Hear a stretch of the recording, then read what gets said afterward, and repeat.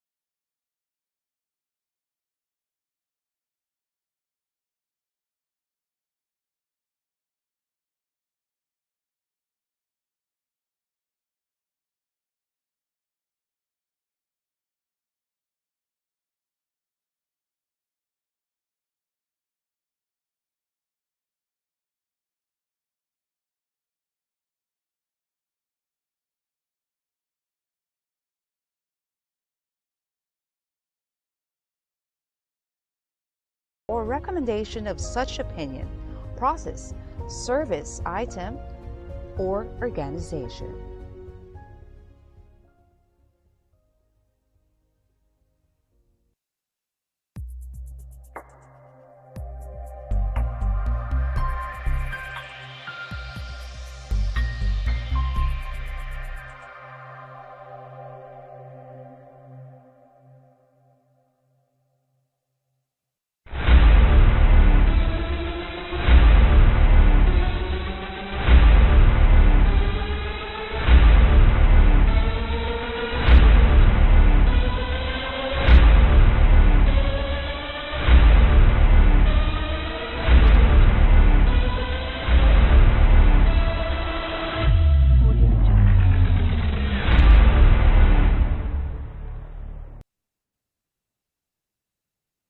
Good afternoon, everyone. Good afternoon.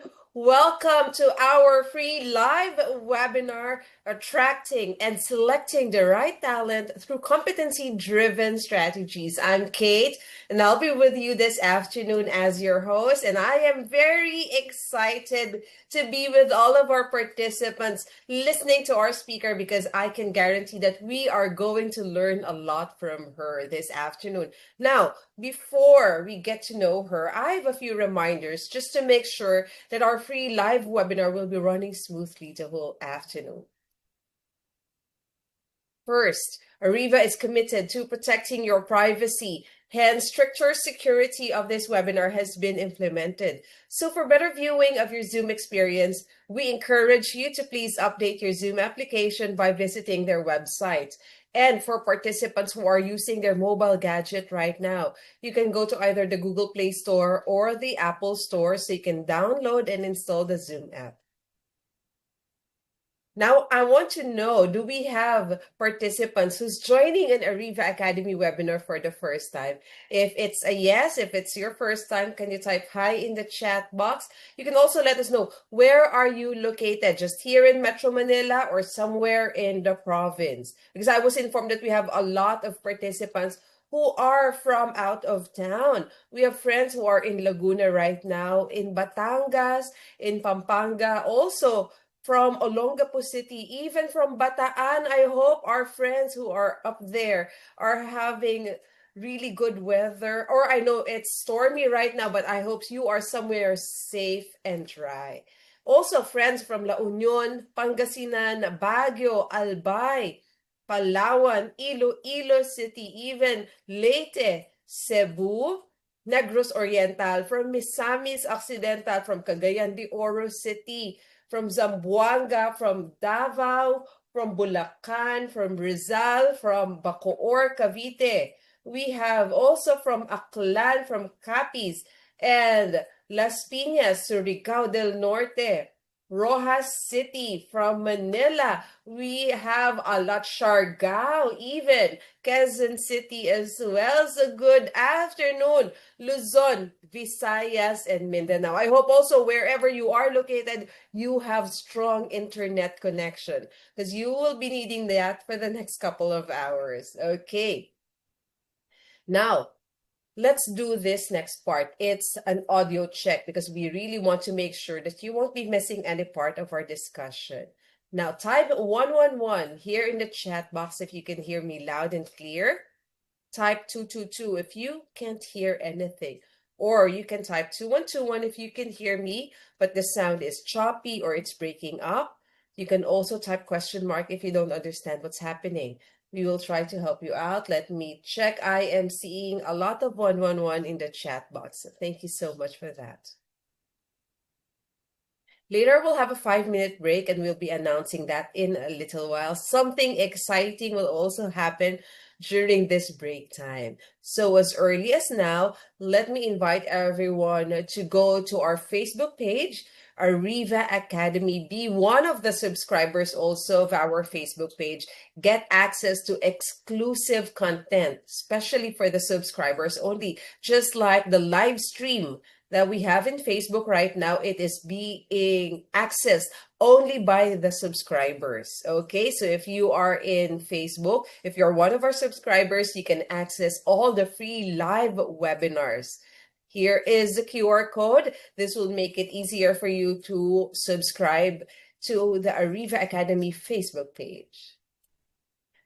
And then also, let me invite you to join, to be a subscriber of our YouTube channel. That's Ariva Academy Philippines. This is where you can watch all the past free live webinars. Okay, all the past free live webinars since 2020. They are all here in our YouTube channel, Ariva Academy Philippines. And be a part of the Ariva Academy Viber community. Scan the QR code that you are seeing, because the activity that will happen during break time will be exclusive for those who are part of the Ariva Academy Viber community. This is a very exciting activity, so make sure you are part of the Ariva Academy Viber community already. So there you go. Now, participants' microphones will be temporarily disabled by the administrator during the discussion, just to avoid interruptions. But just in case you'd like to ask a question or you'd like to clarify something, well, instead of clicking the raise hand button, you can type your questions here in the chat box. We will be monitoring them. And then at the end of our session, later this afternoon, we will be reading your questions so that our speaker can address them. An e-certificate of attendance will be awarded to participants who will successfully complete the entire virtual masterclass, and they will be available 3 to 5 working days after the learning session. So all of our participants will be able to have their certificate, not just our Zoom participants, but also those who are watching via the live stream. Just make sure that you give us the correct email address so that you will really receive your e-certificate, and make sure also that you will be filling out the feedback form that we'll be posting here in the chat box. Just fill out the form, submit to us, and then that will ensure that you will be receiving your e-certificate. So there you have it. Now I am ready to introduce our speaker.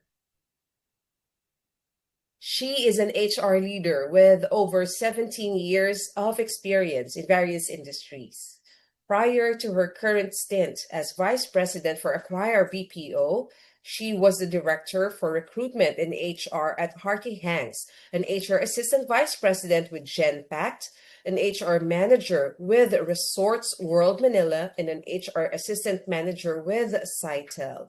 Her areas of expertise are fast-paced volume recruiting, HR business partnership, employee engagement, and organization development.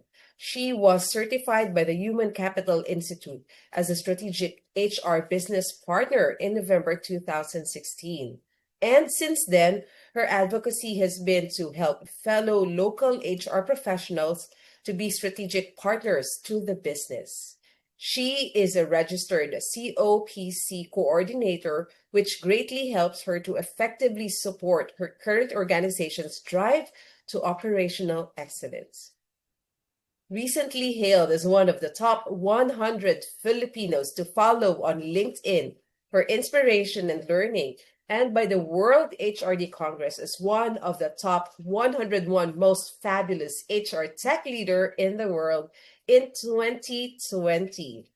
Our speaker seeks to help advance the state of human resources, not only in her own organization and industry, but also in the entire country by sharing her knowledge and insights to the HR community.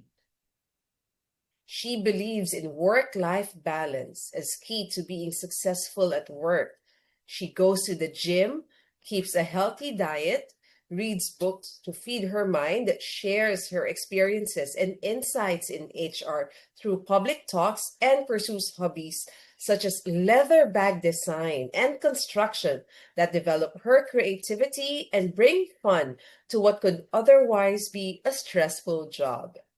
So, ladies and gentlemen, let us now welcome our speaker, Miss Ivy Paraluman de Borja. Thank you so much, Kate, for that wonderful introduction. I know that weather might be a struggle for those who are based in Northern Luzon or Yes. Central Luzon and Metro Manila. So I hope that the powers stay with us, both from connectivity and, our Meralco connectivity too. I would like to thank you, each and every one of you, for your patience. The last time that we tried it, weather was not our friend at that time. And the second time that we tried, I was traveling. You know what happens when you travel? You just can't expect your schedule to be on point. So again, thank you so much. And you know what that tells me? What that tells me, because you're still here, right? And you really waited for the third time for us to be able to do this, that you really like the topic. I saw earlier from the call outs, the shout outs, where you were from. We are from all over the Philippines. And again, thank you so much for your commitment to be here and learn competency-based assessment this afternoon. While I am sharing my screen, I would like to get to know you better. Kate introduced me, right? But it has to be a two-way street. I need to get to know you too. No, don't worry. We will not ask each one of you to actually introduce yourselves, but I just want to know, how long have you been in the HR practice? Please use the chat box for first, how long have you been in the HR practice? And second, which industry are you at? Those are the two things that I think would be helpful for our exercise this afternoon. I see a lot of answers already. There are several who are in the HR community for 9 years already. We have from manufacturing industry, 5 years, 8 years, 8 years in the power generating company. Okay, we even have someone who was 10 years already and she's in healthcare. We have new ones also, 1 year. We have 5 years in HR and recruitment, 7 years in the IT company. Interesting. Hospital setting, 7 months. Baby pa to. We have 24 years in retail. Such a diverse group this afternoon, Kate, if you ask me. Yes. Very diverse, not only in terms of experience within the vocation of HR, but also in the industries that they are from. So keep it going, guys. Thank you so much. What this tells me is that because we are so diverse this afternoon, I will also do my very best to give you examples that are spanning across different industries. Can you tell me if you see my screen? Is it Yes, visible? we can see it. It's good. And Okay. we are showing it to everyone right now there. Everyone can see Perfect. it. All right, so just a little bit of update about a year and 10 months or so ago, I moved to the tech space. So currently I am with a SaaS company known as RealPage. What we do is we are a technology partner to property management consultants. So for those of you who live in a condominium unit, right? The names that you would recall would be, for example, Lee Chu or colliers. These are the administrators of the building, the ones that ensure that you have the right contract in place, na yung tubero na tinatawagan nyo pag may problema sa sink are there, right? We power up the technology of property management consultants in the United States. It is software as service. So the industry, the company where I am with right now is very much fast-paced and is a lot about competencies and skills that are actually shifting so fast because AI is a thing, right? We are an AI company, and that tells you how much this topic is very near and dear to my heart. Now, enough of me. Let's go through the agenda for this afternoon. We are going to start by defining competency based assessment, what it means, and why it is important that we implement consistently competency based assessments and interviews to acquire the best of the best talents. Next is we are going to look into, if you do not have yet competency-based framework, let's look at how this is established or created. Then the third one that you see on the screen is we're going to dive into how to use the framework when it comes to attracting talents, sourcing for candidates, that is, how to use it when you need to select already from an array of candidates that you have gathered.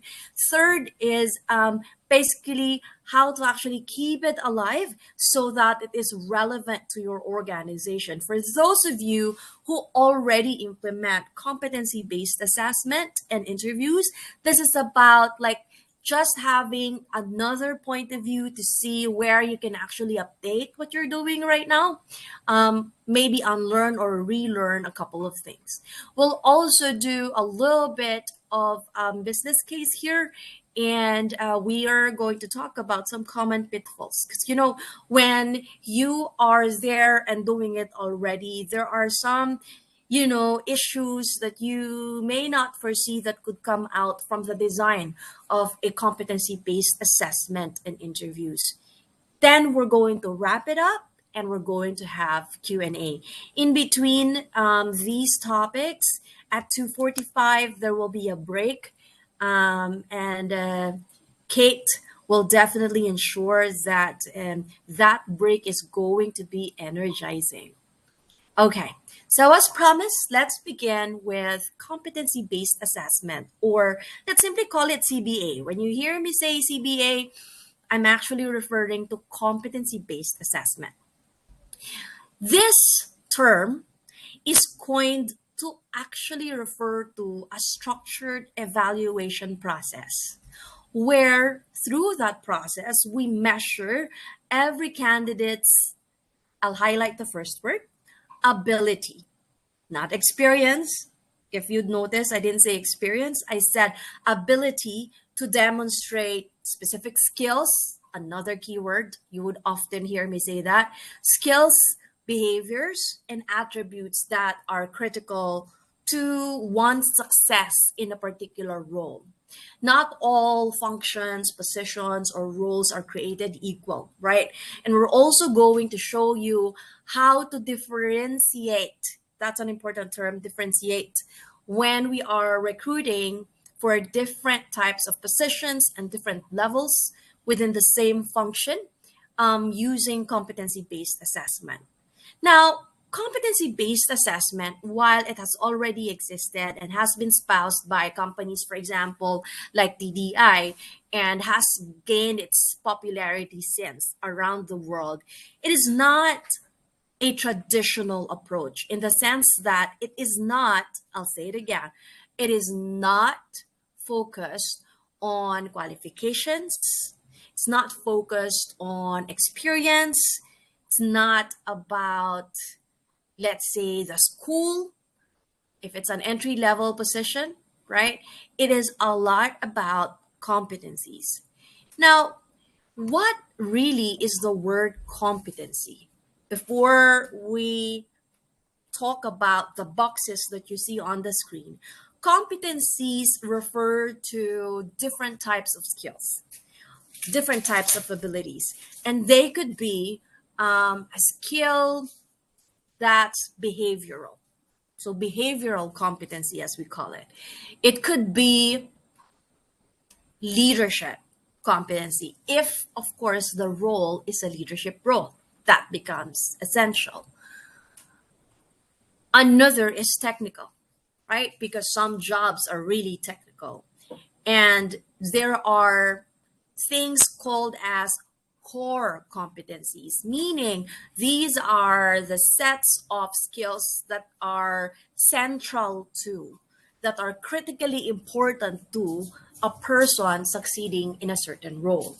Now, why is it important that we take the time to have a framework that is competency based?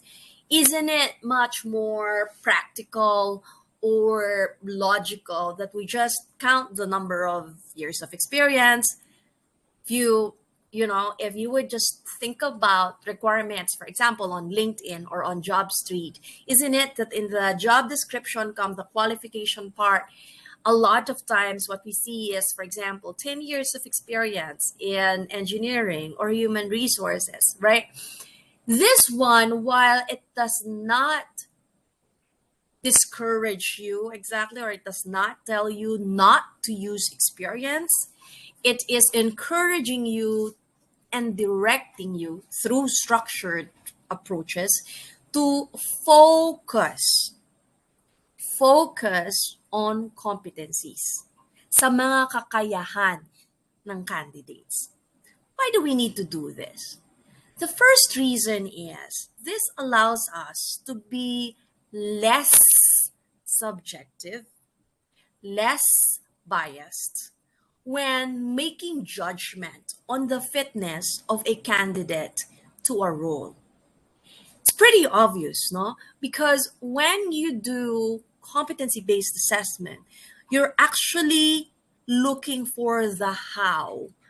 How did this particular person that I am testing or interviewing, for that matter, execute the function that he was at? In particular, this particular, let's say, for example, competency of strategic mindset, for example, right? It allows you to be less biased because you're focused not on the school where the person came from or the company. It's a big brand where the person came from, therefore he or she must be good, what we call the halo effect. It allows you to veer away from that. Number two, it helps companies improve diversity because the only lens that you focus on is the ability, the competency, right? And naturally, people from different walks of life have varying skills level, right? And if we do this so naturally, diversity also happens naturally. Third, it boosts retention because while paychecks are important, people don't really just wait for the 15th or the 30th or whenever the paycheck is. When we have employees like that, the foundation is weak, right? I still would like to believe 20 years into human resources that a lot of humans at our workplace wake up with a purpose. They wake up with the need to actually create value, be valuable for the people that they serve, the company that they serve, and the customers that they serve. To do that means I need to be skilled, I need to be competent, and the competencies and the skills that I have should match the job that I came here for. Obviously, if you have someone who does not like mathematics, figures, numbers, and I say that with a lot of love to the HR community because a lot of us, I always hear this, HR, people would always say, kaya nga ako nag-HR kasi ayoko ng math, right? So if For example, you have an accountant and the accountant was forced into an HR employee engagement specialist job. Well, most of the time that's not going to work, right? Because the competencies of that person, unless that person's true calling is really to relate a lot with people, organize events, um, be the first to think about how to have fun in an otherwise boring workplace, then it wouldn't work, right? If you want some numbers, we do have some here from a company called Talent Games. And what they had found in their studies is that when a company uses competency-based assessment or CBA, that company can actually expect that its process is five times more predictive of job performance. Of course, this means that we've done a great job in creating the framework, that we've curated the questions that we ask during the interviews, that we've also picked the right competency based assessment if you have your testing, that we did a great job in all of those, and that we also trained our workforce on how, our managers, on how to use those frameworks. It also was found that companies who use competency-based assessment have the ability to get talents who are two times more relevant to the organization because their actual experiences and learnings are fit to the organization. In other words, sila talaga yung hinahanap mo. Match na match. Because they really designed and implemented competency-based assessment well. Now, how do we build a framework? It starts with an action called job analysis. Job analysis is the process at which we identify the tasks and the behaviors and skills needed, critical for a person to succeed in a role. Let me tell you an actual example. Where I work right now, RealPage, one of the greatest, latest and greatest that we have been working on head down, meaning we really spend a lot of time. Nagsusunog kami ng kilay for this, is our job analysis. Where I work in the Philippines, we have over 235, yes, you heard that right, 235 positions over more than 18 different functions and business units. And across those business units and functions are those 235 positions. One of the problems that we're solving for, coming from the employee satisfaction survey in the beginning of this year, is career growth within RealPage. Because the tenure of our people is long, we did a great job at keeping our employees committed. Fair job, right? Because it's definitely a cut above others in the industry.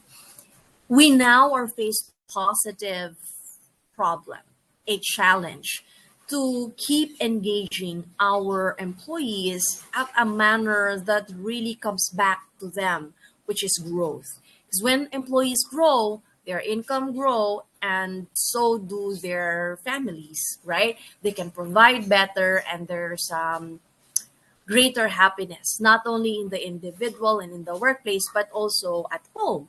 So this has been one of the consistently top concerns that were raised to us. How do I grow within RealPage? So we embarked on that journey and we did a job analysis. My point for sharing this with you is to showcase how it is not the job of HR alone to actually conduct job analysis. Job analysis is a partnership between HR and the business leaders. We do not know as much as the business leaders know what it takes to be successful in a role. Okay. For example, if we are in the healthcare industry, your employer is a hospital. Okay. Definitely, we wouldn't know the exact skills that's needed for a nurse who is assigned to high risk pregnancy, maternity, delivery unit. We wouldn't know the difference between the emergency function nurse and we'll have some theoretical knowledge, right? But not really. And that which is assigned for high risk pregnancy, because we're not nurses. Some of the time, there are nurses that fall into the HR field, but that's coincidence, basically. But a doctor, the head nurse, would know for sure what it takes to be successful in this area of high risk pregnancy, high risk delivery, and what it takes, right, to place a nurse at the emergency room. Those are likely two different profiles, right? Likely there are different strengths that you're looking at, which is why I'll go back to my point, which is why really half of this job, or arguably maybe more than 50% of the job analysis, should be done by the business leader. The strength that HR brings to the table is the science of it, the art of systematizing the requirements. For example, one of the things that we argued on back and forth, maybe debate is the better term, with our business leaders is, do you really need 3 years in college for a technical support person, for a technical support specialist? I would argue that we do not. We do not need education of that level, especially now that we have a senior high school already, to confidently say that the new hires that we make in a particular job will actually succeed. Of course, it's different. Let's go back to the hospital example. If we're looking for people who are licensed, that's different, right? Because they're dealing with lives, they're dealing with very intricate details, and that's why they need to be licensed for it. That's why not everybody can put the suero on any patient, right? That person needs to be certified in IV, right? In inserting those needles. Otherwise, can you imagine what the experience would be, right? So, to do this, we need to have a template. And the template team, guys, is provided by HR. HR has to dictate how that looks like, because we need to keep it consistent across different departments, across different business units and positions. So in RealPage, it was us, HR, Human Resources, Total Rewards, that actually came up with the template. And that template has the summary job description, the summary of the job, right? The details of the job description. When you say description, of course, this is about the tasks, the responsibilities, and the accountabilities of that person. It also has a section for the skills needed for this role. It has a section for the relationships that the role has within the organization, meaning, is this a manager position or is this an individual contributor? And if this is a manager, how many, the span of control, does it manage, right? It also would have their things like, decision-making points. Does this position make judgment call or decides on certain matters. It's not enough that we write things down. It begins with writing things down. Otherwise, kung puro lang to balitaktakan, meeting, our meetings can only take us so far. So, hindi pwedeng laway-laway lang dito. It has to be written down in a template, okay? Thoughtfully written down by who? Not by HR, by the business leader. Whoever the position reports to is in the best position to write the job description. Ivy, can we use AI for that instead? Absolutely. Yes, you can use ChatGPT to create the shell of the job description. Think of it this way. As the writer of the job description, you actually have a writer who reports to you. You're the boss of AI. AI writes the job description for you, and you're the editor. Okay? So if you own the function, meaning it reports to you, you write it down. You can use tools like AI, right? And then give it to HR. So now it's us, HR, receiving the job description. Our job is to read this, have the right conversations to actually validate and help enrich the job description. Make sure that it's actually documenting what needs to be documented for that role. Now, if you think about different levels, it also needs to be differentiated. So it needs to be clear to us how positions differ from one another. And I tell you, when you do it that thoughtfully, there's a lot of discoveries that you will find. Like you will see, you will question why certain positions exist, or why is there not enough difference between, let's say, accountant 1 and accountant 2, 3, and 4? Do we really need 4 levels of accountant? Anyways, that's besides the point. But I'm just encouraging you to do an honest to goodness job analysis. Next, that you have to ensure, I've already been talking about it, but let me highlight it some more, is the stakeholder engagement. You and your business leaders have to be in sync that this will get some time budget from you both, because it is difficult enough, right, to calendar meetings to find common time. It is more difficult when people are not focused on it when the job analysis happens. Okay, so truly collaborate and co-create those job descriptions with your business leaders. Now, there are some systematization, as I said earlier, that you can do when you write down in your using your template the competencies. You can actually segregate what's a core set of competencies, what is functional or technical. Technical doesn't need to be computer engineering or AI or coding or engineering, right? When you say technical here, what it means is that is very specific to the job. Okay, so what I was mentioning earlier, for example, inserting an IV needle, pag magsuswero ang isang nurse, that is a technical competency. Okay, leadership or behavioral skills or competencies also can be separated from the two others. It just gives you a better organization of the job description and the job analysis.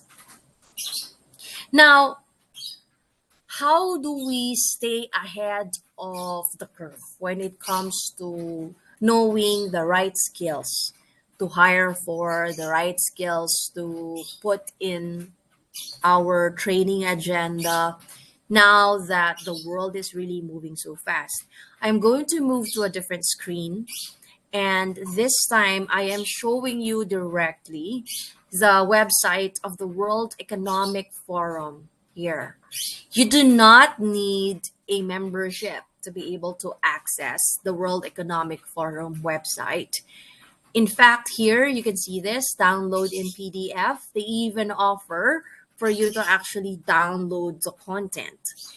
The World Economic Forum every year comes up with the study focused on skills that are relevant today and in the future.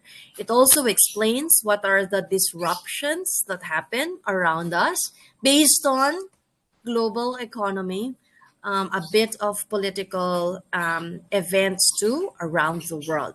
Okay, so here you will find, I'm gonna show you, right, different numbers. It shows you different geographical locations in terms of participation too, so that tells you that this is really a global study. And it has a section for core skills.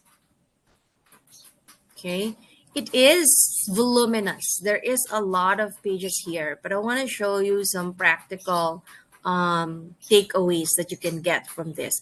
For example, it tells you if there's anyone here from mining, right? It highlights what is important, what is changing for mining. And it does the same for the other sections here. This section on skill evolution, it's actually talking about the evolving competencies that you can expect in the workplace.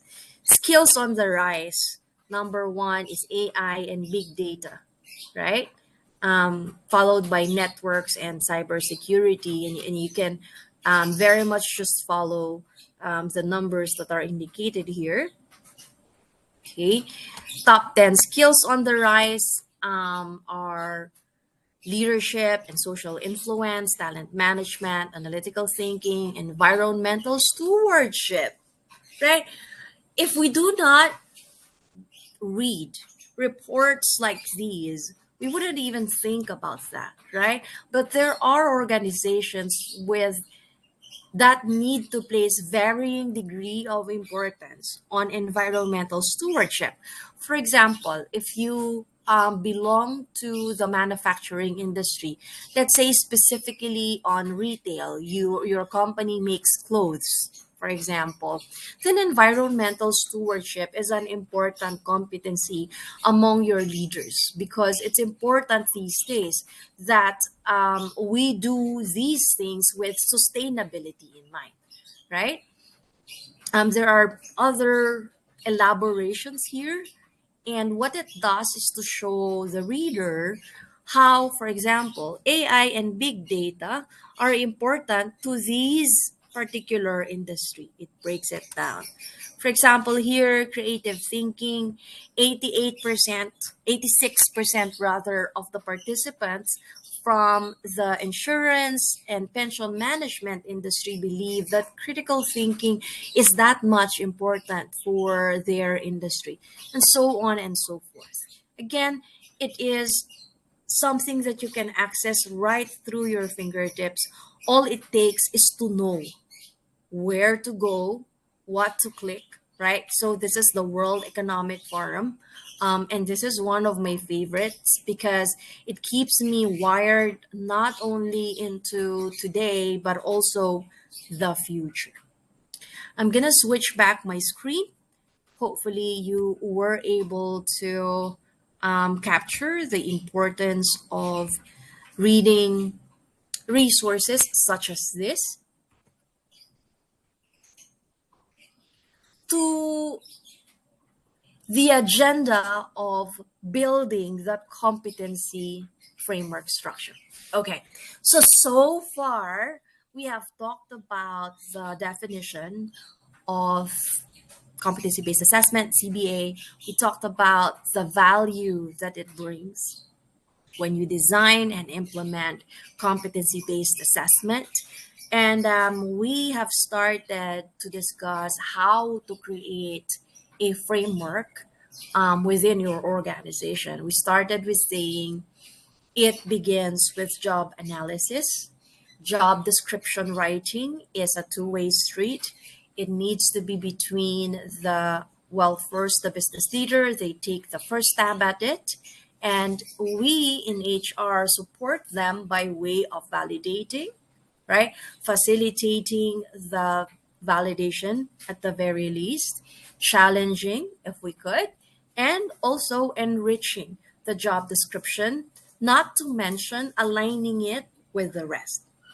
Now, be very aware that different positions need to have appropriate level of proficiency for us to look at. And when you have a systematic competency-based assessment, you can technically write skills that will allow you to say whether your candidate is at basic, intermediate, and advanced, and even somewhere between basic and intermediate, somewhere between intermediate and advanced, right? I'll show you an example later. Now, while we want to get the best out of the best candidates that out there, we also have to be real. We need to be realistic when, for example, demanding when our business leaders demand a certain level. For example, they say, I want a near native English language speaker. But the pay is, are you familiar with the range of pay? Let's just say you have your first quartile, which is P25 and lower. You have your second quartile, which is your P26 to the midpoint. And then you have the ones that are more than the midpoint, right? Quartile 3, which is between your P50 and your P75, your P75 all the way to your P99. There's no such thing as P100. So not all pay are the same, right? If the budget of the department, as well as, hindi ko sinasabing ibaba ang standard, as well as the nature, and this is more important, the nature of the task does not really call for a particular skill, parang overqualified naman yung hinihingi ng business leader, you should have the courage to call that out. Because otherwise, this will not work, okay? The art of finding the right candidate is also about not hiring too much for the role that you're hiring for. And that's why it's important that you have the skills for it. I'll show you a form later that calls for it. So when you get requirements like this, needs to be from the Big Four universities. This needs to have near native English communication skills, has to have an IQ of this or that, has to score this or that in this particular test. You know, does the person exist from our viewpoint here on Earth, or is that someone from Mars, right? We also have to keep it real, because if we don't keep it within that logical framework, then it won't also be good in the long run. We need to include behavioral indicators for each level and in the framework. One way to do it, to systematically, I'll say that again, systematically do it, is to have a library of behavioral competencies. Have a library of behavioral indicators. It's funny, I was over the weekend, I was watching some YouTube videos of some hardcore recruiters, and there was one gentleman who said that one of his favorites is to ask his candidates how many unread emails they got in their inbox as of the time of interview. And his point for asking that is he wanted to see how thorough the person is, because in that company, they need someone who is thorough and does not leave anything unturned. So for him, there's a particular limit of number of unread emails that, based on his study, and he claims that he has tracked data on this, those who have thousands and thousands of unread emails will not be happy with their organization, because they require, that level of thoroughness, right?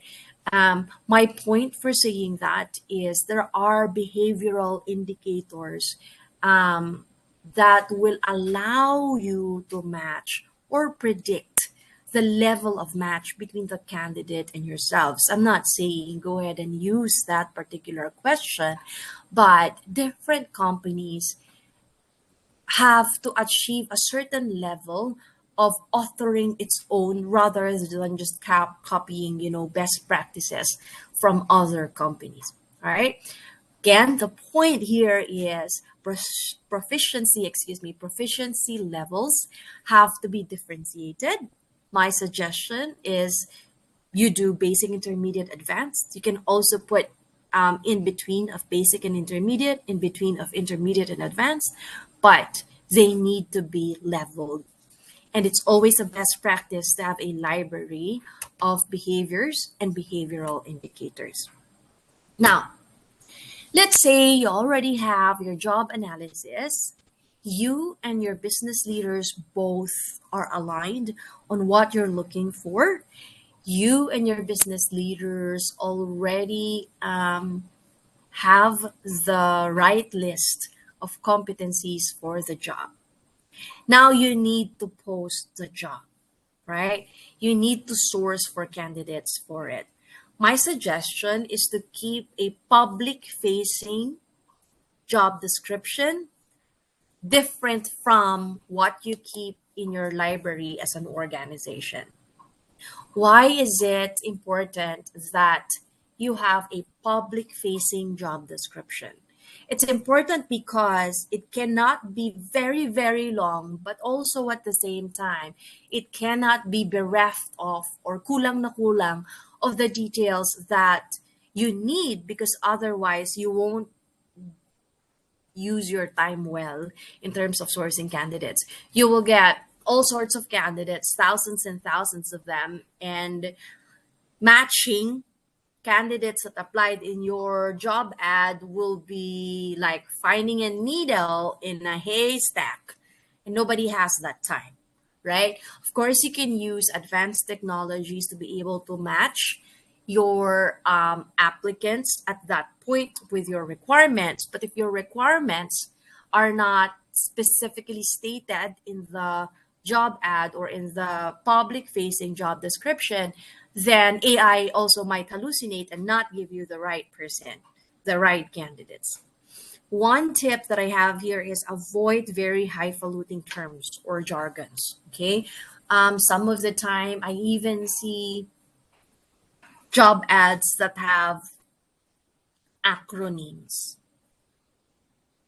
It's public facing. Nobody will understand your acronyms. Maybe in your meetings with your leaders from the business, they would easily get that, but it's not the same, for the public. In your sourcing strategies, if you have the ability to, try to use technology. Technology is your friend. Like, use gamified assessments if you could. AI powered tools are of abundance to us. I understand pricing, the cost of it may be an issue, but there will come a time, and I firmly believe this, that it will be democratized, and we need to study already how to use technology to our advantage, even if it's about using some freewares, as long as you're in alignment with your legal and your compliance team, to use such tools. Okay. Before I get started on tools and techniques, I want to pause to ask Kate. Kate, is it time for us to break? We have yes, actually it's 2:45 right now. 2:45, yes. You are exactly on time.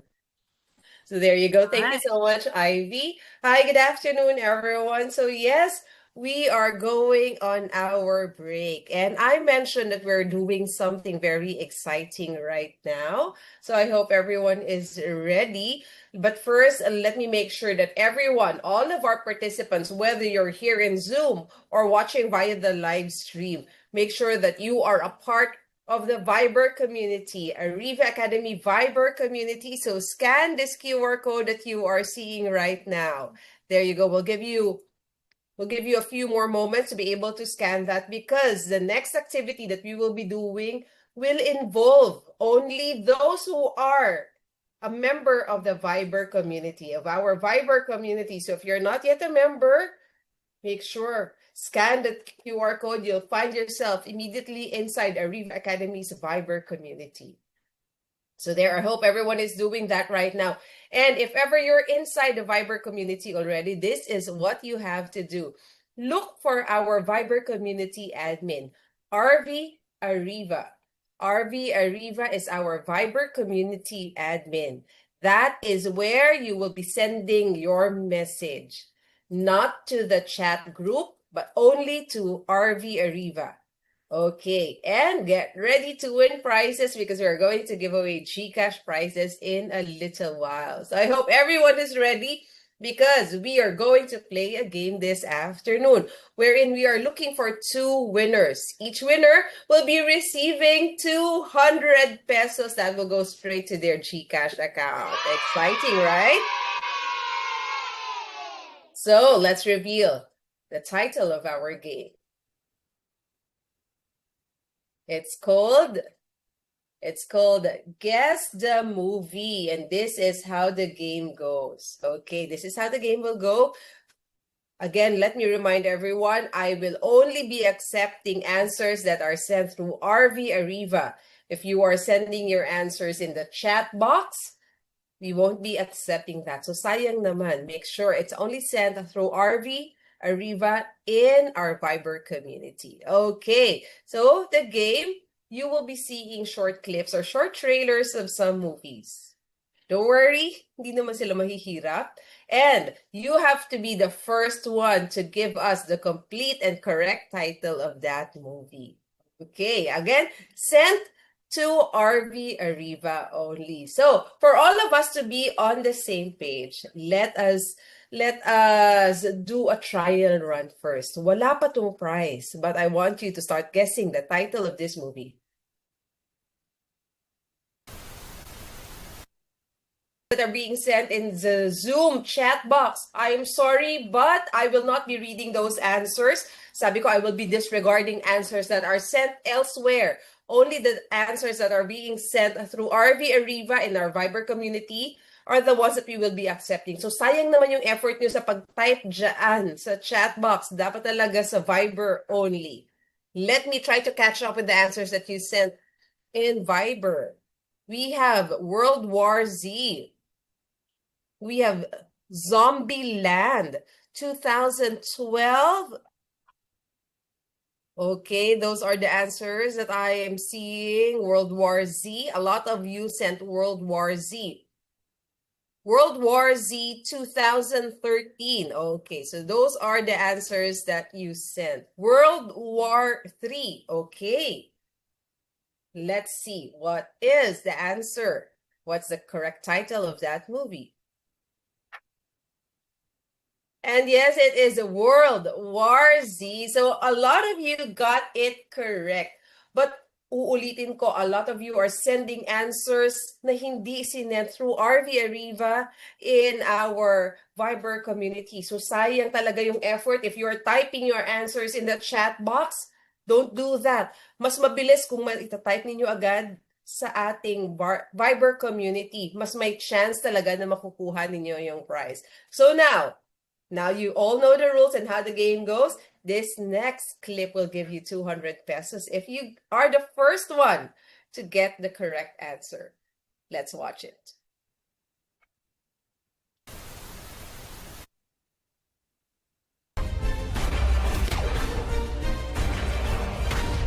All right, you shoot!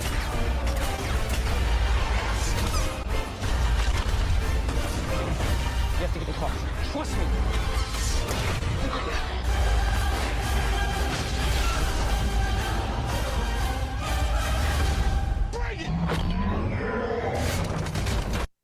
Okay, you are also seeing how fast the answers are coming in. Let me try to catch up with the answers. So give me a few a few seconds to try to scan. Okay, transformer, the intern. Okay, so those are the answers. Transformer, transformers, bumblebee. One moment, bumblebee, transformer, bumblebee, one word, bumblebee, two words. There is transformer and then transformers. Okay, so different answers I am seeing. Let's Bumblebee 2018. Okay, ayan, may iba-ibang sumasagot. Transformers, Bumblebee, magkasama. So those are the answers that Transformers Extinction. Ayan. But let's reveal what is the title of that movie. And yes, it is Transformers with an S. And ang bilis talaga ng ating mga participants. The first one who was able to send their answer immediately. The first one, we have Gabriel Perlada. Gabriel Perlada, congratulations, Gabriel. You are our first winner. Now, Gabriel, this is what you have to do. Look for Ariva Academy here in the chat box, and that is where you will be sending your GCash details. That means we are looking for your GCash number and GCash. I'm sorry, not Ariva Academy. Send that to RV Ariva. Okay, RV Ariva here in Viber as well. So GCash account name and GCash account number. Send those two details so that we can send you your prize. Now, Gabrielle, because you've won already, you won't be able to join the game anymore, okay? Para mabigyan ng chance yung other co-participants mo na makuha yung last 200 pesos that we are giving away this afternoon. Again, congratulations, Gabrielle. We'll be waiting for your details and for the rest of our participants. One more 200 pesos, as I have mentioned a while ago. So let us watch this next clip.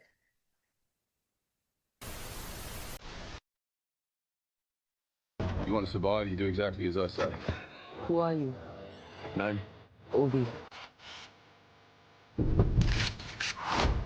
Move fast. Say low.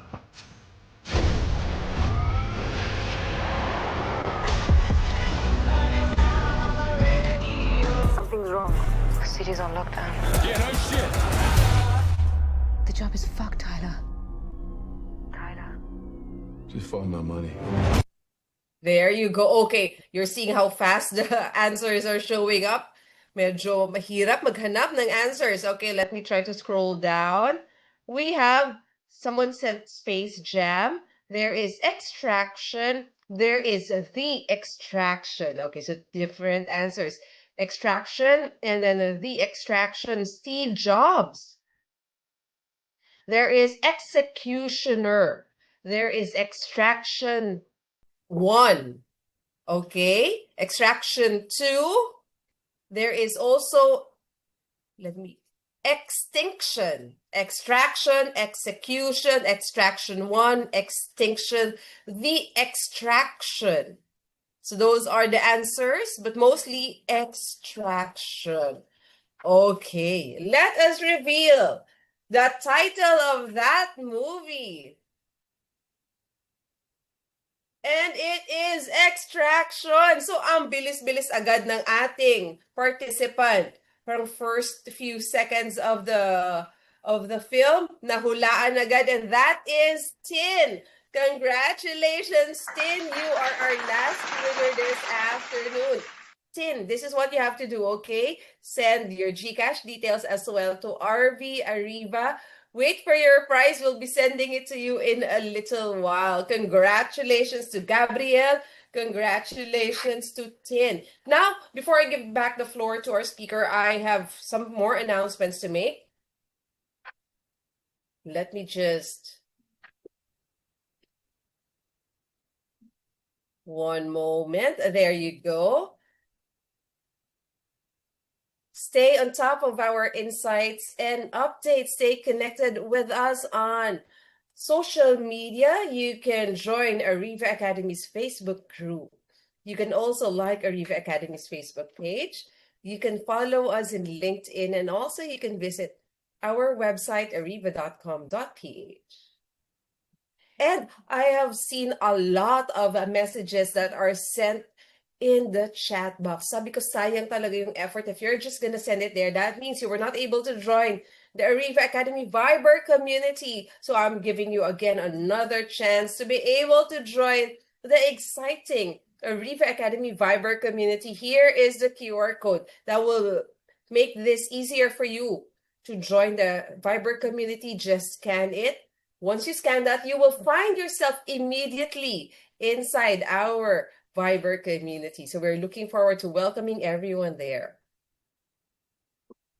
I also would like to remind everyone that we have subscribers in our Facebook page, and we are inviting you to be one of them. So you will have access to exclusive content just for the subscribers of the Ariva Academy Facebook page. And for you to be able to subscribe, just scan the QR code that we are showing right now.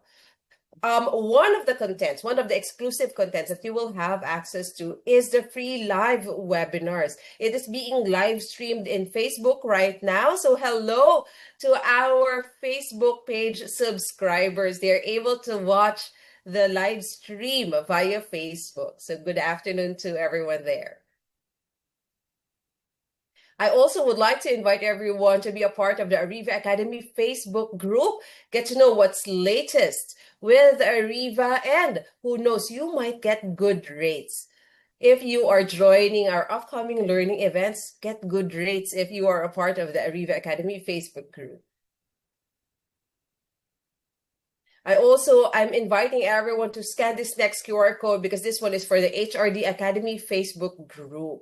Get to connect with your fellow HR practitioners and get to connect with everyone there. Find out the latest, what's new in the HR community via the HRD Academy Facebook group.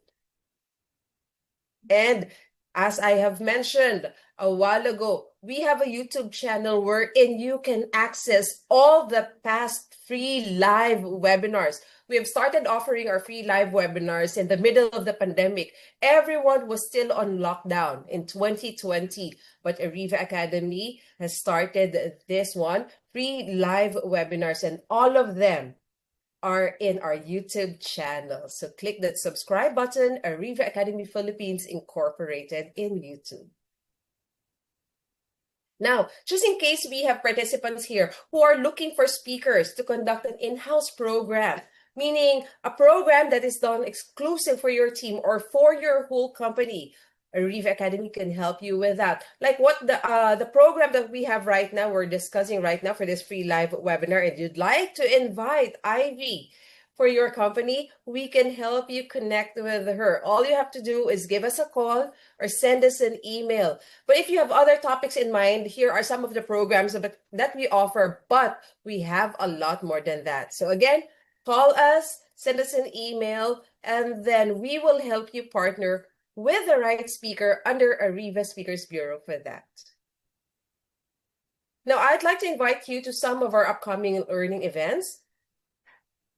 We have September 24, Customer-Centric Excellence, Developing a Culture of Consistent Service Excellence. Now, September 25, Peak Performance Management Strategies for Managers and Supervisors. And then I would like to invite everyone for our next summit. Be one of our next delegates for the Freight Forwarding and Logistics Summit 2025. We have invited a lot of speakers and they will be with us on that day. The theme for this summit is Smart, Sustainable, Seamless, the future of freight and logistics. And this will be on September 26th already. That will be on Friday. So again, this is the Freight Forwarding and Logistics Summit 2025. See you there. And we have another free live webinar that's coming up, and this will be on October 1. This time, this free live webinar is a part of a series for a cause. It is a fundraising learning session. We are trying to help our speaker raise funds for his upcoming kidney transplant. And that speaker is Attorney Apollo Sangalang, who is also going to be the speaker on that day, on October 1. He will be discussing understanding DOLE inspections. HR's Guide to Labor Compliance and Audit Readiness. The free live webinar is still totally free, okay? You don't have to pay anything for you to be a part of it. But if ever you feel blessed by our speaker and you'd like to give back, you can scan the QR code that we are showing so that you can donate, so that we can help him in his journey, in his health journey, okay? So thank you very much in advance for that. Again, this will be on October 1 already. The next one is on October 2. Our topic is practical project management for everyone, essential and core skills for non-project professionals. On October 3, another free live webinar, proactive strategies to prevent quiet quitting and re-engage your team. And then on October 8, we have Anti-Money Laundering Act. Learn how to identify and avoid involvement in money laundering schemes. I think this one is very important, very, very timely right now. Okay, so join us on that one. And then on the same day, DOLE and LRC proceedings, how to handle labor and employment law cases successfully and with dignity. The following day, October 9, we have coaching and mentoring skills for optimum performance.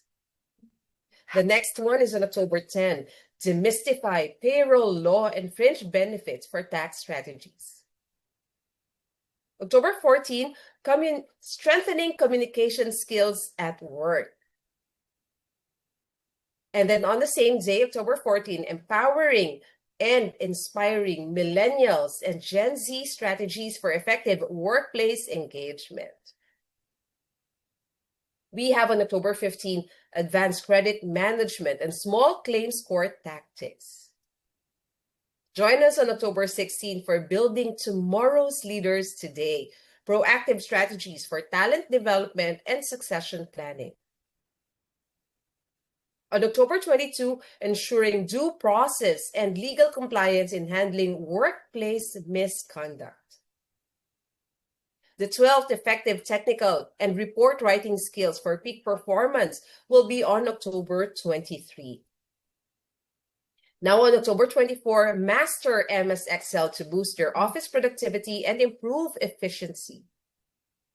And then October 29, critical thinking and problem-solving strategies for effective decision-making. This one, I'm highly encouraging everyone to be a part of this, October 29. So there you have it. Those are the programs that we'll have until October. For those of you who are interested in being a part of any of those learning events, all you have to do is go to our website, ariva.com.ph, so that you can register as early as now. Okay, now I won't be taking much of your time anymore because we still have a lot to discuss this afternoon. Here again is our speaker, Ivy.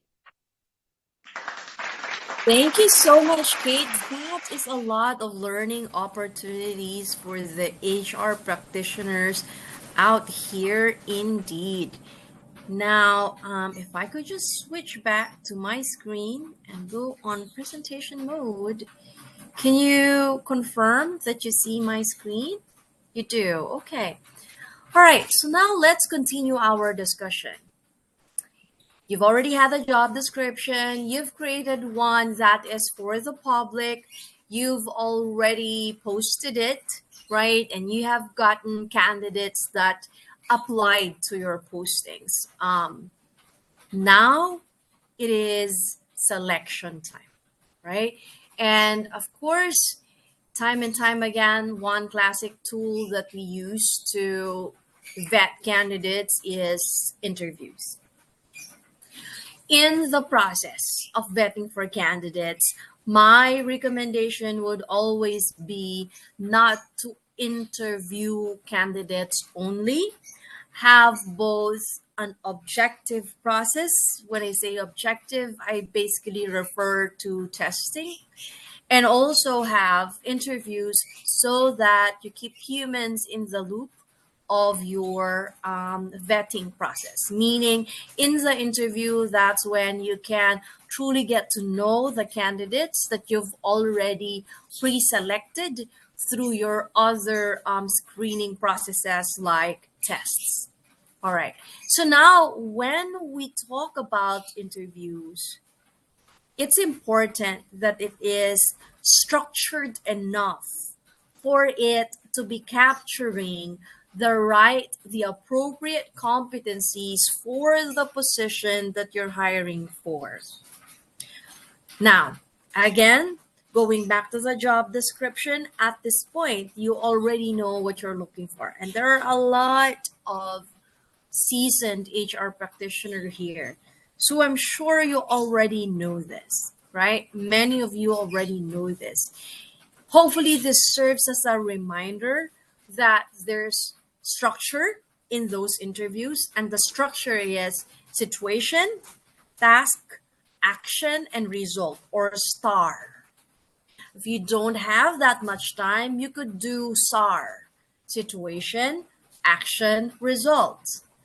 There's another term, by the way, which is EAR, example, action, result. Basically, it's same as SAR, right? In here, what we're highlighting is it is structured. That's the word that you should remember, okay? It cannot be kung ano-ano na lang yung tinatanong. Let's say in the process, the interviewer discovers parehas pala ng school, parehas pala sila ng, let's say, org or organization while they were both students of that school, right? This structured approach allows you to stay within the topic, and as you delve into the topic, really be able to draw the responses. Makikita nyo yung action ko, draw, right? Meaning you need to be able to you're getting information, extracting information from your candidates. Okay, so you can use STAR, EAR, SAR, right? And ask for real life situations or examples. Those are called the behavioral questions. Okay, and those should not be just any behavior or any behavioral competency for that matter. It needs to be tied to the competencies that you are looking for that role. Okay. Again, you can use assessment platforms, right? Even when executing interviews. Of course, a lot of us already have our ATS or applicant tracking system, right? Where candidates move from step 1 to step 2, step 3, step 4. And usually, I've not seen any product, any ATS that does not allow you to toggle or move candidates from step 1 to step 2 until you reach the final process. And those steps, at least one of those, 2, 3 of those would be interviews. Those normally, when you implement a tool, you can set it up with the questions or interview questionnaires that you have. You can set it up depending on the technology that you're using as you load new positions that you're hiring for. Okay. And there's definitely a space where you can write down your comments and score your candidates. Again, this is about implementing your applicant tracking status system, applicant tracking system, ATS, correctly. But if we do not have that kind of budget, no worries. It could be a simple Microsoft form, okay? Hopefully it's not pen and paper, but if it is, you do you, okay? What's important, it is structured enough, okay? So I will go back to this slide. I'll show you first how it looks like. I created this, the next one that you will see, the next slide that you'll see just for you for this particular talk. And I picked an example that is near and dear to all of us, which is an interview guide for a recruitment manager. So our example is a company is looking for a recruitment manager. I don't know about you, but I find that a lot of executives these days are looking for a talent acquisition leader or a recruitment manager or a recruiter headhunter. It's just really hard to find sound and really, really good recruitment people these days.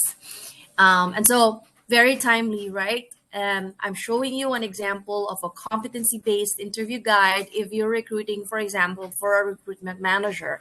The company, the fictitious company that we're looking at here, is looking for a recruitment manager whose main competencies that they need. Okay? So ito yung kailangan nila in that company from this person, from this recruitment manager. Number one is strategic talent sourcing abilities. Okay. Number two is stakeholder management. And number three, they want sound decision making through data. So they want the competency, the skill of data-driven decision making. And I saw earlier that Ariva actually has a training program for this. Just shows you how real this example is, right? How real it is that companies are really looking for people in positions such as this one that can make sound decisions based on data. Okay, so in here, under strategic talent sourcing, of course, it has the instructions, right, to the person who is using this as an interview guide. The question starts with describe. Okay, let's pause. When you deliver the question, it's important that the delivery is clear. Here, you're telling the candidate to describe. Describe a time when you had to source candidates for a hard to fill role. How? That again is the beginning of the next question. How did you approach it? Some other ways of asking this is, what are your sourcing strategies? But you see, it's better if you keep it more open rather than you ask for what, right? Because when you say how and you don't limit your question to which sourcing channels did you use, then you might discover other processes, other means that the candidate is capable of using, thinking about, and executing, because your question is more open, that it begins with the word how. Okay.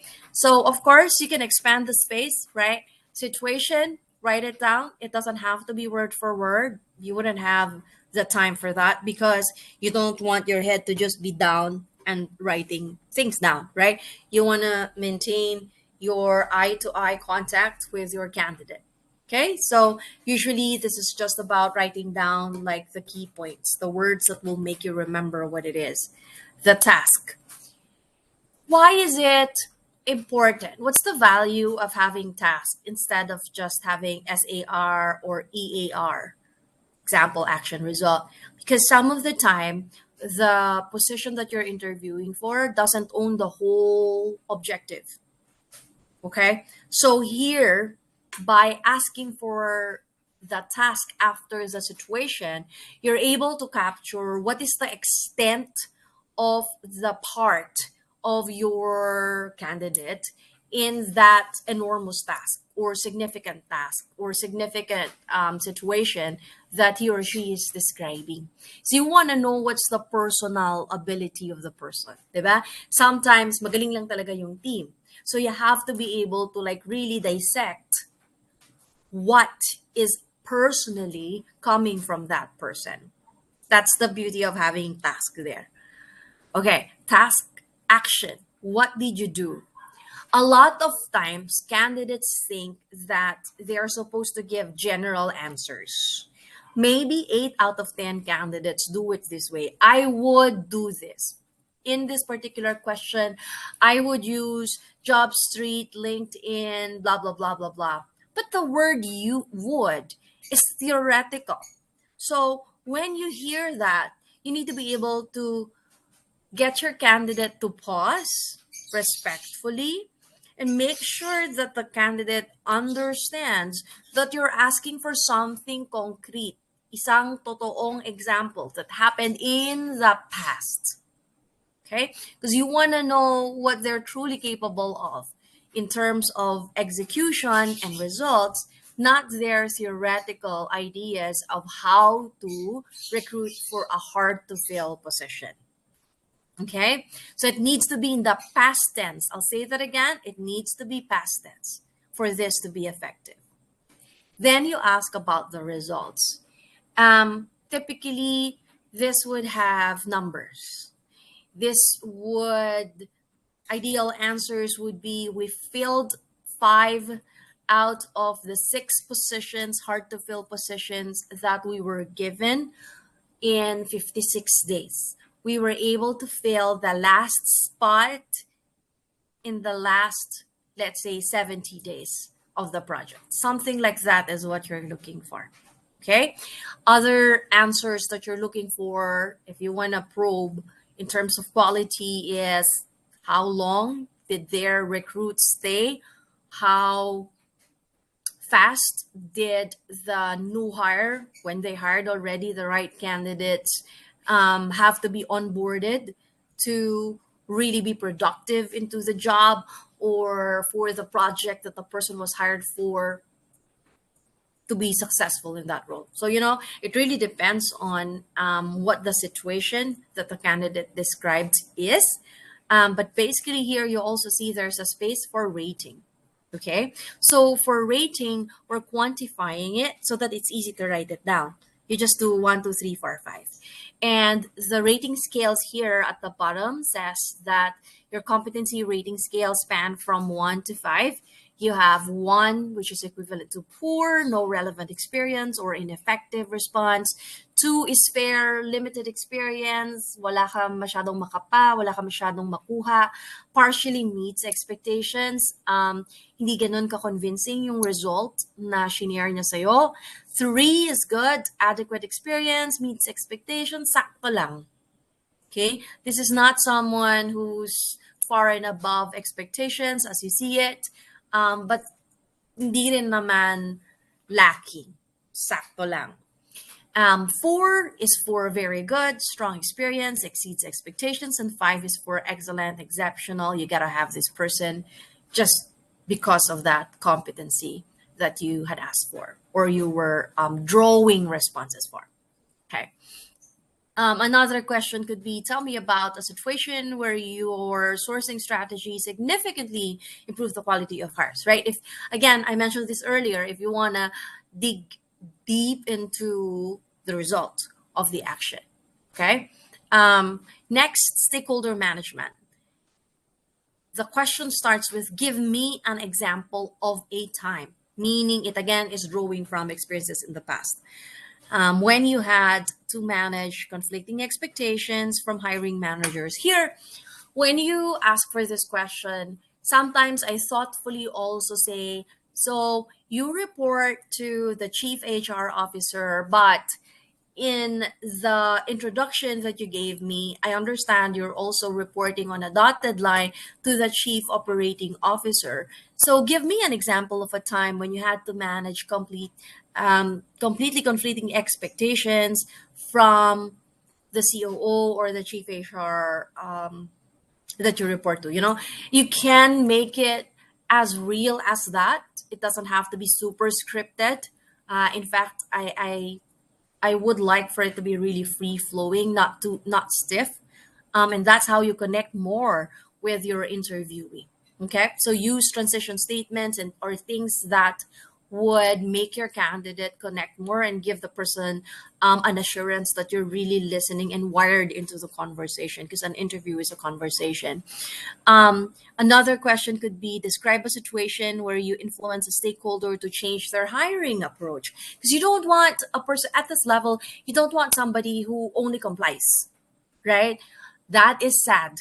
If at a managerial role, all that you're getting is someone who's a yes man or a yes woman, right?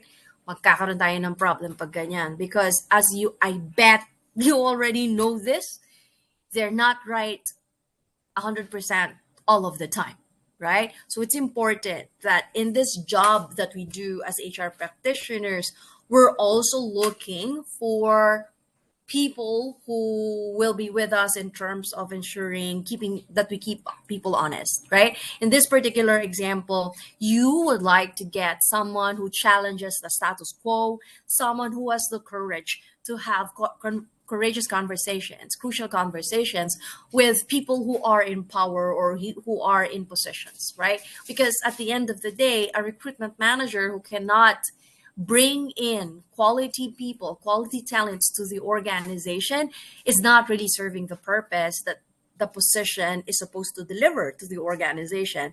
But that person gets the blame from the hiring manager. So it's also, again, important that you capture that particular competency. That's why I had put it there. And the third most important competency in this example is data-driven decision making. There's a saying, and I heard this first from an Indian colleague of mine: next to God, we believe in data. That's how important data is for some people. I could sometimes say that too, right? Gone are the days when it's all about, what we feel is the situation. It needs to be backed with data, with qualitative and quantitative, not quantitative, quantitative information, quant. All right. The question here that I've made as an example is, tell me about a time when you used recruitment data to improve a process. Because again, continuous improvement is a thing, right? Another question here is, describe a situation where metrics help you make a better decision. Speaking of being objective, it's important that the person in this position can metricize the day-to-day activities, the day-to-day results of the team. Okay. There is no other part of human resources, maybe TR, maybe total rewards, that's needing as much rhythm, as much metrics as recruitment. Recruitment will not be thriving without objective measures. So you, in this particular example, would want someone who has the capacity to do that. Why did I explicate on the competencies, right? I did so because when you are creating competency-based assessment guides, you have to ask yourself, probably the first that you ask yourself, what are the problems, business problems, that this position is trying to solve for? Okay.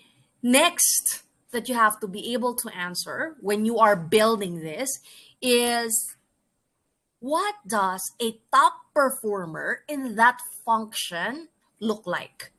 What are the capabilities of that person? Imagine how that looks like.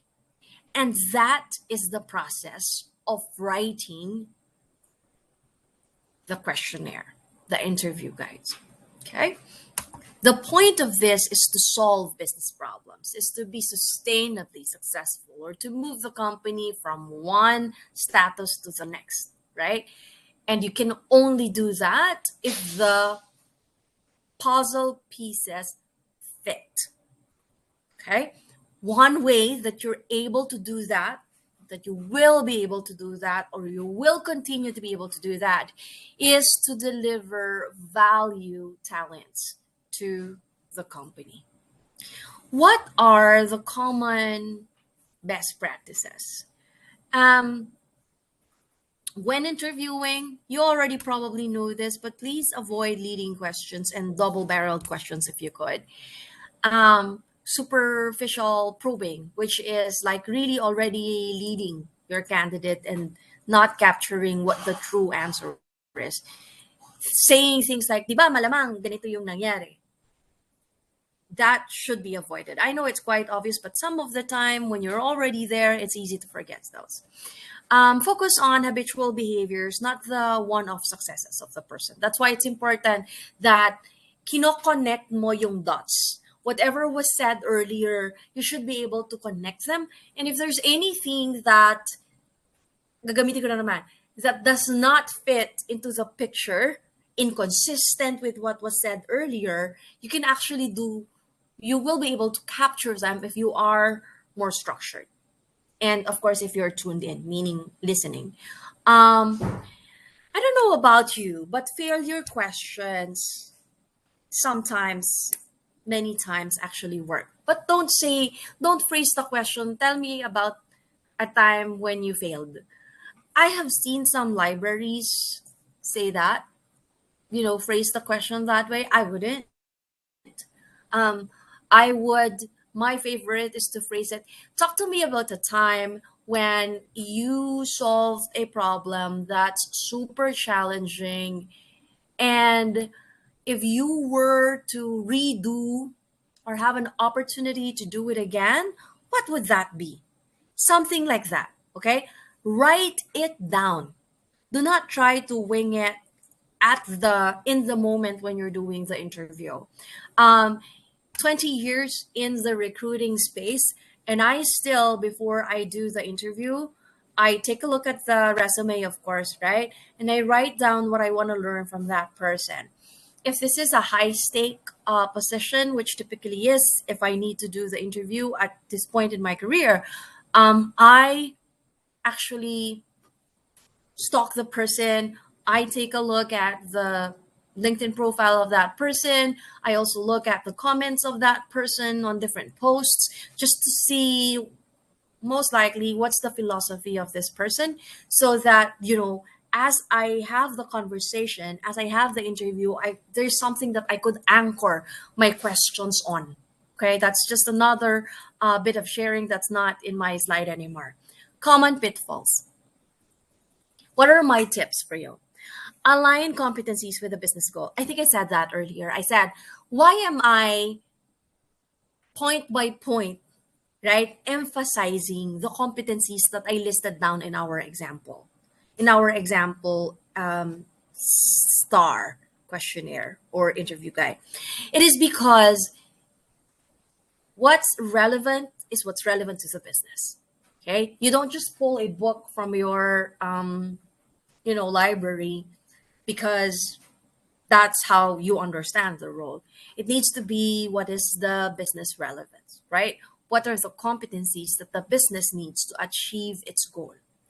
You will be surprised. There are some companies that do not find overly patient people fit with their organization.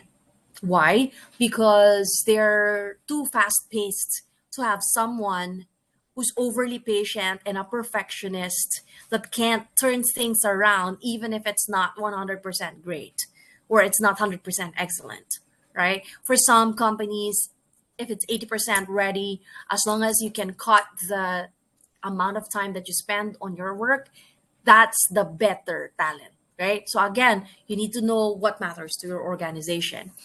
Another is train your hiring managers on competency evaluation.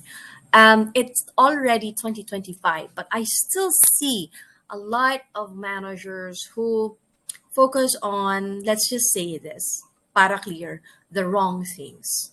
I still hear some hiring managers, for example, say, oh, ito taga-UST to. Okay yan, kasi alam ko yung mga estudyante dyan. I mean, it's great that they have some firsthand experiences or firsthand knowledge on how great a curriculum is at a particular school, but that is halo effect, right? So when an interviewer already has that kind of preconceived notions, that is what we call, simply put, bias, right? And our job here is to make it more objective rather than biased. Remove credential requirements where possible. You heard it right, and you're reading it right. Education, degree is not really needing to be a requirement in all jobs. Again, there are jobs that require licenses and degrees, right? You don't want to have a lawyer who's not a part of the bar, right, represent your company in courts, right? So you need someone who has the education and the license, then likely the experience to do it. But over and above that, you need the competencies of a good corporate lawyer, right? And however that is defined by your organization is what you use. Other things, other pitfalls to avoid: overloading interviews with too many competencies. Kanina, diba, I only presented 3 key competencies to you with 2 questions. That's 6 questions in total if you want to ask them all. And for me, having been in this business for 20 years, I think 3 questions or 3 particular competencies are enough. Usually, what I do is I align first with the hiring managers. What are they checking for? What am I vetting for? So that we're not really asking the same questions as a leadership team that's participating in the interview process. Using outdated job descriptions, please. I still see this some of the time, and like I can already predict when that happens that the hiring manager would complain later on and say they're no good. Well, yeah, because we did not shape the selection process to the requirements that you have. Because, by the way, what were your requirements, right? So don't be afraid to have those early conversations and demand, I'll say that again, demand that you get the right job description and the right set of qualifications for the position that you're recruiting for. Relying on scripted answers without, deeper probing is quite a risk. So you really need to listen, to tune in, and be able to catch if you're just getting formulaic, meaning yung mga, kinapi lang na responses from somewhere. One interesting case is JetBlue. JetBlue is an airline, and the problem that they were solving for was reservation agents. Their reservation agents weren't quite making it during training, and many new hires fail. And so, of course, if your new hires outright fail during training, then you can't really put them on production. And if you don't put them on production, you don't really get the productivity that you need. So what they did was to conduct focus group discussions, to interview those who are high flyers into the role, meaning the high performers into the role, and really did job shadowing too for validation of the information that they got to identify the core skills that they need for the position. They redesigned their interview process, redesigned their interview forms, their interview guides, and also came up with call simulation that actually assess the critical skills that they found out they needed to be looking for. The impact of that is 25% decrease in attrition during training. Okay, and that's big. 25% is good if you're talking about getting people from training to production. So, putting everything together, the first is competency-based hiring is a strategic advantage, and you should be the author of that. Move beyond, resume interviewing, move beyond, high barriers like education, which is not really needed for the job. Another key takeaway number 2 is strong competency framework is a foundational requirement. It is where you clearly define the competencies that you need for the role, those that are core, functional, and behavioral. We discussed that earlier, so that you are consistent, you are fair. And also, if you do it for every position in your company, this is what I can personally attest to.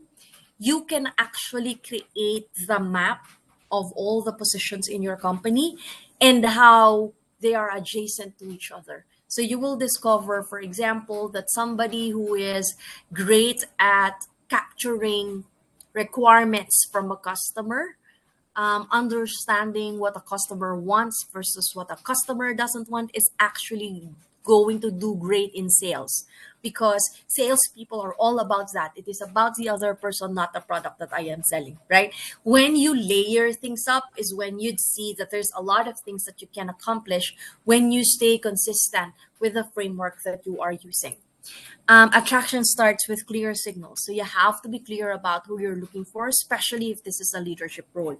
Remember, there needs to be a public-facing job description with a set of skills, competencies that you're looking for. And it's important that the person reading it will get attracted to it because that person is what you need in your organization. Remember yung sinasabi ko kanina, the psychology of humans is we would like to be relevant.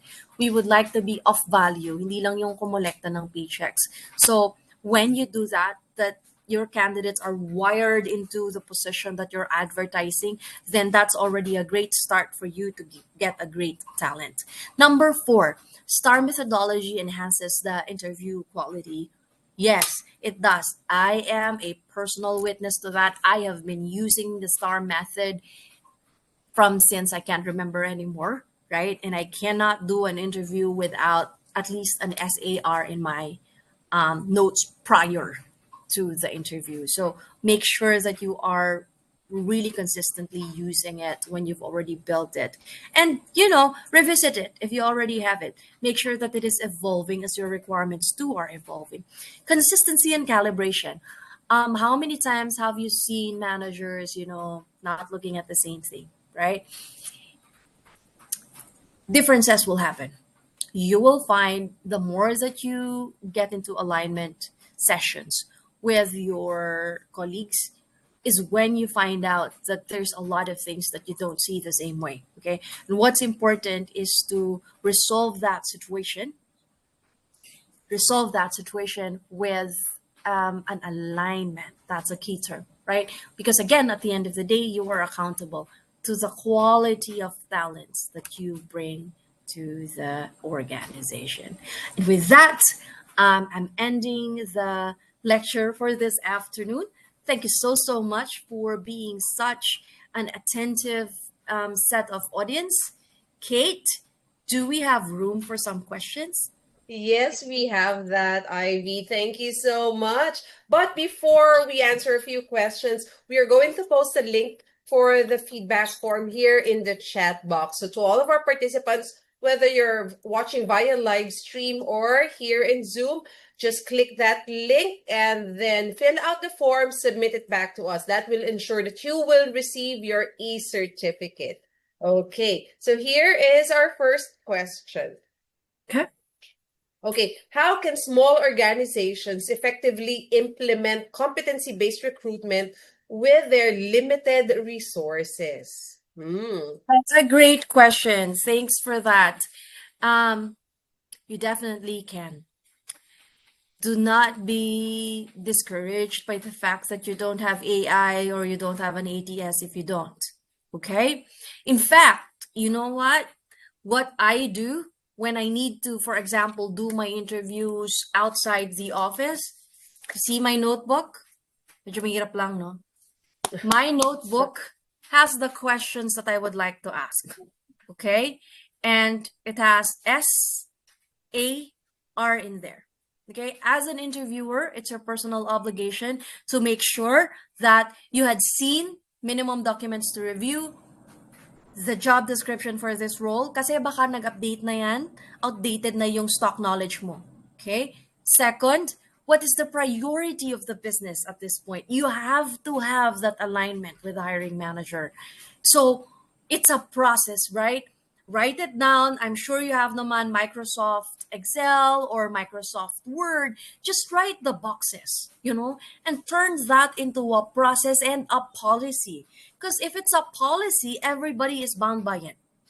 Okay, so make a statement, have a policy statement that says this is our hiring standards, this is our framework, and then execute to it. Doesn't need to be high tech. The most important thing is you take the first step and you're actually doing the essence, implementing the essence of competency-based assessment. Go ahead, open your MS Word, write down the questions that you know make sense based on the job description that you got. Send it back if you would like to share it with the hiring manager, and just come to an alignment on who will ask which questions to capture which competency at the different processes. But my suggestion is institutionalize it by way of having a documented process and policy for following a competency-based assessment process.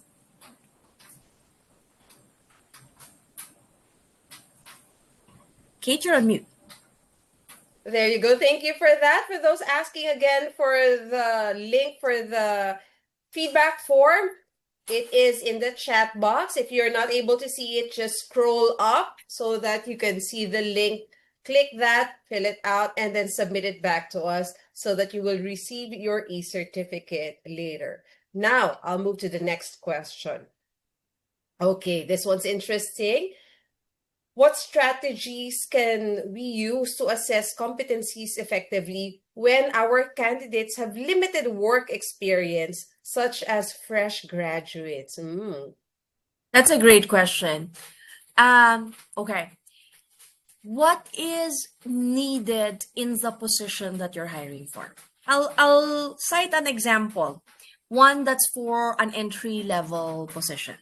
For example, in human resources, we're recruiting, or let's say a finance role. We're recruiting for, let's say, a treasury assistant or a finance assistant. Let's make it a little bit broader, right? What are you looking for? Of course, you need someone who has background in finance and accounting because the terms are different. You can't just get anyone, right? You can, but it's gonna be hard to train that person. So I still would suggest an alignment, no? If the requirement is to support, for example, your financial controller, it's important to have that basic education. I don't mean a graduate. Maybe you don't need a graduate, okay? But familiarity with the terms. So that's already one requirement. Another is the person that you need for a finance job is someone who is focused, someone who is detail-oriented. That's already one competency. You can combine them. Another is someone who is thorough. Madaling makaspot ng mga mistakes, right? Another is someone who's great at documentation, right? So now you're already talking about at least 4 competencies, right? And you could add more based on your culture. Let's say your culture is about, yung example ko kanina, speed. Then you need someone who mabilis din na mag-pick up, right? That's not experience. That's not requiring someone to know success factors or Oracle or what have you, right? But it is about the ability of a person. I hope that helps. Thank you. I'm sure it helps them. Okay, we have another question. Okay. How would you know if a candidate has potential given poor qualifications in their resume? Some candidates might be potentially capable in performance, but has poor interview skills. So how can we identify candidates like them? Okay, great question. This is where, remember, sabi ko kanina, wag puro interviews. You should also have your assessments or testing. Because when you implement objective screening processes like that, that is when you see, for example, that somebody is actually great at writing. Yes. Diba? May not be great at speaking because they don't go in combo all the time, right? You have someone pala who's very good at brevity and, you know, high impact writing. And you wouldn't know that if you don't ask the person to write a piece down, right? So for example, you know what? For my labor relations, guys, I actually have an exam. I give them theoretical situations where there are 2 to 3 cases for them to solve for. And I ask for them to tell me how they're going to proceed with a disciplinary action. I give them a copy of the code of conduct, and that becomes an input to them for them to write whatever they have to write. That's not an interview. And a lot of times, people who are great at, again, technical aspects of the job are not great interviewees. A lot of times too, people who are very good at expressing themselves in interviews are smooth talkers. You want to avoid those, right? You want to have a balance between their ability to project their competencies and a proof that they actually know how to execute the job. Sa ganyan nyo may iwasan yung mga charotero-charotera, in layman's term. Thank you for that. Okay, we're down to our last two questions. Okay, here's the second to the last.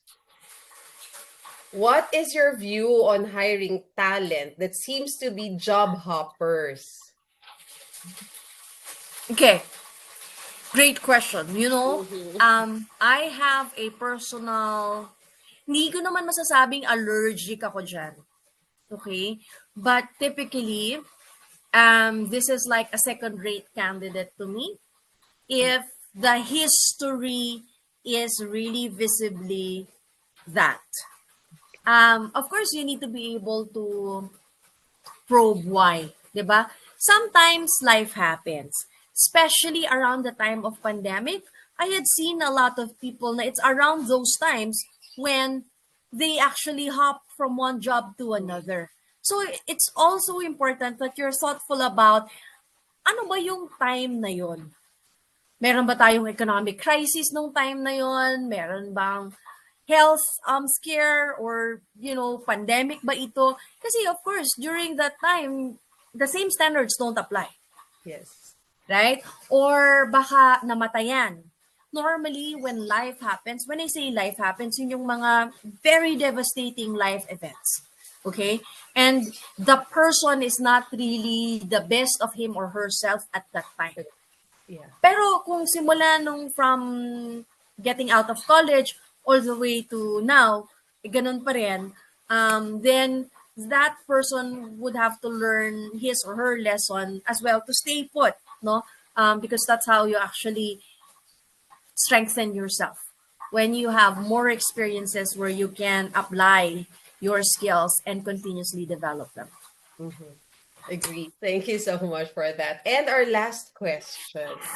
Okay. With the rise of AI tools capable of conducting interviews and evaluating candidates, how can we as recruiters ensure that human interaction remains relevant and indispensable part of the recruitment process over the next years? Okay. AI is something very near and dear to my heart because I belong to an AI company, no? So, how do we stay relevant? We stay relevant by knowing how AI works and knowing what AI can do, then knowing where humans are in the loop of all these systems that we use at work. Okay? If your company is already using a tool, right?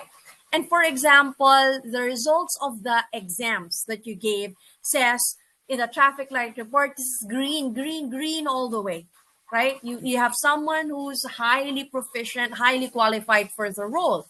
When you interview now, you've got to validate as the human being in the process whether or not talaga bang excellent yung capacity ng taong ito on those areas. Another way to really make a difference, but also at the same time, make use of AI, take advantage of AI, is to find out what are the suggestions of AI to you. Diba? That's actually saving you time. A lot of reports that you get from a testing machine is it will tell you these are greens, these are the strengths of a person, these are yellows. Some probing questions that I suggest you use are these. So read the report, right, of your tool, and you can pretty much follow that process. But do not miss your gut. Do not miss the human interaction there because some of the time the person is good at giving an objective answer but can't really explain the answer, for example. And you need someone who can explain. Let's say because part of the role is the person needs to be highly communicative, needs to be able to negotiate, hindi yan magsasucceed kapag puro laging kung ano lang yung tama and not really about, the back and forth in a communication process. So we are very much still relevant in that loop. Okay, so everyone, you can breathe easy now. Thank you. Thank you so much, Ivy, for your generosity this afternoon. We learned a lot from you. Our participants really learned a lot from you this afternoon. Thank you so much. Because of that, we'd like to present you with the certificate. Let me just show it, and Let me read this. Ariva Academy Learning Development at its finest gratefully presents the Certificate of Appreciation to Ivy Paraluman de Borja for imparting her professional expertise, valuable insights, knowledge, and wisdom as resource speaker during the conduct of online learning session entitled Attracting and Selecting the Right Talent Through Competency-Driven Strategies, given this 22nd day of September 2025 via Zoom conference, signed by J.M. Matienzo, CEO and Chief Strategist, Learning Event Producer, and Irish Samson, President and Chief Learning and Development Strategist. Ladies and gentlemen, let us give a round of applause for our speaker, Ms. Ivy DeBoer. Thank you so much. And now, before we end our free live webinar, I'd like to invite all of our Zoom participants, if you are able to turn on your cameras, please do that. Join us in this group photo. There you go. We'd love to be able to see all the beautiful faces of our participants today. And let me call on our technical director, Direct Jello. Please help us out with this group photo. Okay, yes. Thank you so much, Miss Kate. So, good afternoon to everyone. We're taking 2 shots of group photo for this PM session. Okay. Are you guys ready? Okay, I think we're good. Okay, guys, for the first shot, can you show me finger hearts or hand hearts, everyone? Okay. Show some love in 3, 2, 1. Okay, for our final shot, can we do 2 thumbs up? How about 2 thumbs up po? Okay, here we go in 3, 2, 1. Thank you so much, everyone. Have a great day. Back to you, Miss Kate. Thank you so much, Direct Jello. In behalf of everyone from Ariva Academy, I'd like to say thank you to all of our participants for still being here with us. Maraming salamat. We are really looking forward to welcoming you again in our future learning events. In the meantime, please keep safe, keep dry. God bless you all, everyone. Thank you.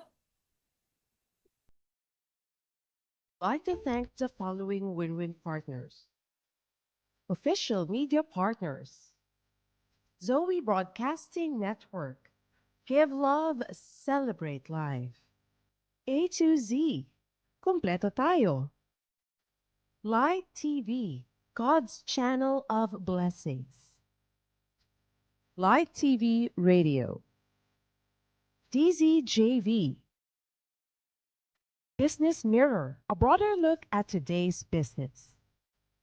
Manila Standard, defining the news. Digital media partners. Globaltronics, leading digital innovation. City Advertising Ventures Corporation, we move your brand. Outcome. Elevate Media. Ariva Academy would also like to thank the following companies. Craving something real? We serve it. Burger King. Top Healthy Chicharon, the healthiest chicharon on the planet. Yummiest cashew nuts. Lotus Biscoff. Daily Fix. Fly Ace Corporation. Purple Rockstar. Be on top, stay on top. Sun Life, helping clients achieve lifetime financial security and live healthier lives. Mighty Tech Advertising and Merchandising. Le Jardin Printing Services. Creative Voices, Certified Voice Artist Program. Queen Bee Waxing Salon, where smooth skin begins. Nails.glow, your self-care partner. Samaras Farm and Resort,